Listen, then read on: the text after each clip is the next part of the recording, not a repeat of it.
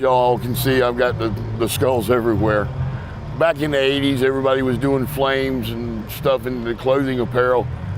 I started collecting skulls as a hobby. They were something to get out of the truck and do exercise. It's a 2011 ProStar, International ProStar. It's got a 600 Cummins in it with a 13-speed. The truck got wrecked 2 years ago. A buddy of mine redone the truck and he said, let me play with it. And he threw the skulls in it and he knew I had some of my brother's ashes in the truck. He said, what do you think about a graveyard? And I said, okay, graveyard skulls, cool. He said, we can put a headstone of your brother.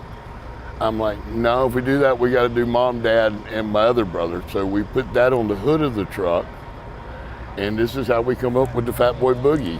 I've got a little bit of the chrome. I've got the extended shifter, the pistol grip skull shifter, which I've added a glass skull on top of the shifter, which y'all can see as well. I get a really good reception. I got people that come over and get pictures. They ask to take pictures at the truck stops.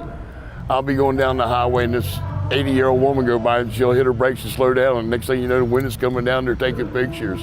I actually want to do more to the truck later. I want to extend it. I want to put 7-inch stacks on it with flamethrowers and bring it on up more than what it is.